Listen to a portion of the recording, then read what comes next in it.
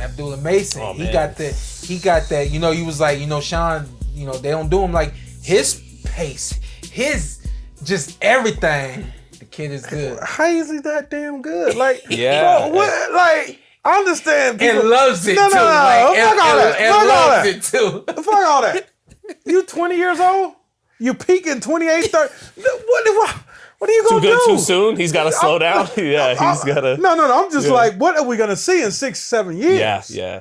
Like, this is still going up. I saw like a phenom last night up close. good. And I saw Abdullah spar Devin Haney back in the pandemic of 2020.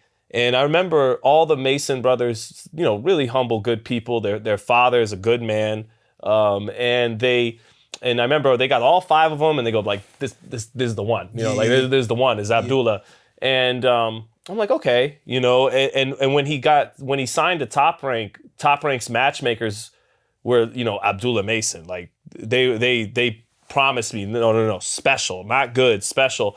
And I go, okay, little Abdullah from, you know, because he was 15, skinny kid at the time. I didn't get to really see him. I'm focused on Haney because Haney, you know, right. And that's my job. And so before I give this amazing glowing praise to Abdullah, I do want to couch it with something. We do got to see if he can catch as well as he pitches. Yeah. Because, I mean, the offensive skill and the speed and the power and how sharp he is and the arsenal on offense are just incredible. Like, he's a phenom. And but on the other side of the plate, on defense, he's going to have to either have an exceptional defense and a decent chin, or decent defense and a really good chin. Or, you know, so you're going to have those tools because Vasquez dropped them twice. But he got dropped at the same age. Canelo got wobbled by Cotto's brother. Yeah. David Benavidez went down against Gavril. Oscar De La Hoya went down in some early fights. Ali went down against Henry Cooper, you know, in his first 10 or so fights. Those young, skinny legs fighting grown men, it's going to happen. And then when you grow into your base and everything, you're going to take the shots better.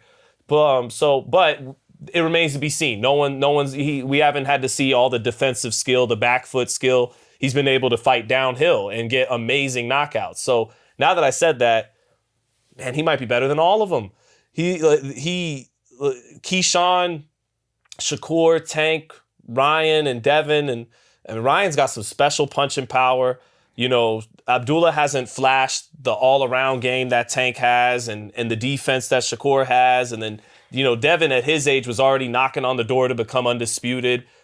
But he's almost, if he could, he's like a cheat code at lightweight. He's long, he's so sharp, his placement is crazy, and the speed is crazy. And then what makes him the cheat code is the power. It's for this kid to have long arms and great offensive skill and vision and punch selection and speed, but to actually to be a real puncher on top of all that. Yeah. He is a phenom. Like, I tell people, and that's why I tell you all the time, like, it starts with the delivery. It doesn't start with how much muscle you have. And you take a look at his punch. Technique. You take a look at his punch opposed to I got his face. I don't have his name. Fought Tank. No, that fought Tank. And fought Jaimes. And fought who? And fought this Rolly. kid. Rolly. Yes. Yeah. Excuse me. The delivery of Rolly, everything is wide and wild. And if it lands, he can punch. He can punch if it lands. Yeah. But he didn't get Jaimes out of there. You know what I mean? Everything straight, sharp. You know what I mean? Turning it over. All the way. Yeah. You know what I mean? Like, what Abdullah is showing us is that he's showing us the mechanics of this thing.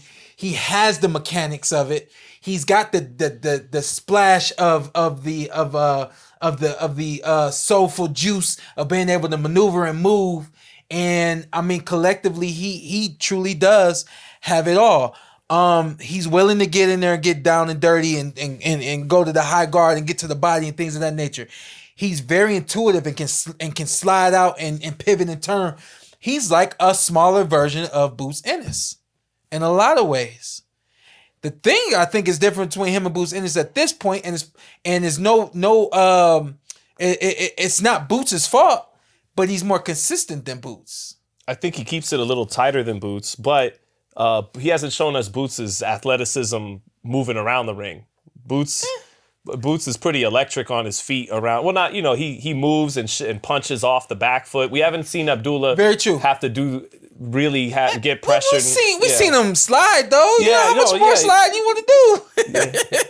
We gotta see him get up on those toes and see what happens when he really has to box. Yeah. And he can't just sharpshoot his shots and get a guy out of there quickly. Yeah. He's had the blessing of being with a promotional company that's really been pushing him, and Boots just didn't have that enough. So that's where the consistency falls off for this young man. And y'all talk about everything he has. You know what I like? I remember when I played high school basketball and played on team, we lost to one team, but we finally getting the revenge to play them. We're like 19-1, they're like 20-0. 20. It's 5 games later. The coach said, "Keep doing what y'all doing. We coming back from down 15. We down 3. Keep doing what y'all doing." Now look at their huddle. We got them. I look at the Masons team, Sean. Everybody's talking. Boom. He's looking here. He's looking here. He's looking at his dad. Everybody. It's not. It's a lot of people in the corner, but it's not. Hey. Hey, do this. All right. Do this. Okay.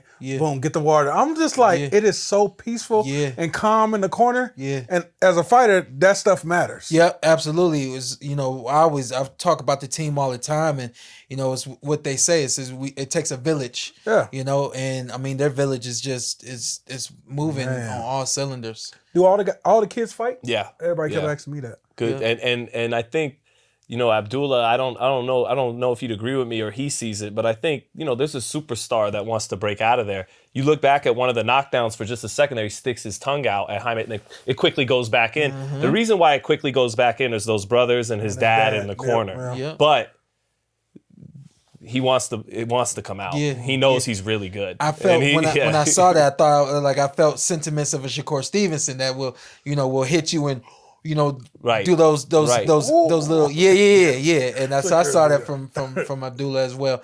It's gonna come. I think it's crazy how when you turn pro, it's like it's just about the fights and it's just about the winning, and then once you start doing TV, and they got TV early. Yeah. But once you start doing TV and you start realizing that people want to see more of a show, I think they're going to start to mature into that and allow him to be himself. They did a little feature on him before the fight and all that kind of stuff. So they're giving him everything that he needs. And I really want to say this to any fighter. I know we were talking about Top Rank possibly renewing the contract with ESPN. Would love to see that. Any fighter, Richard Torres, Jared Anderson. I had this conversation personally with Abdulla Mason. Michaela Merritt, anybody that's fighting on the ESPN platform, take advantage of it. Yeah. Anytime they want to put a camera in your face, take advantage of it. Anytime they want to go to your city and do any sort of feature and all that, don't say, I don't want to go here, I don't want to go there, I don't want to do this, I don't want to do that. Take advantage of it. Your job now is to make as many fans as you can and take them to whatever platform y'all end up on. Yeah. It should things not work itself out with ESPN and Top Rank. Yeah.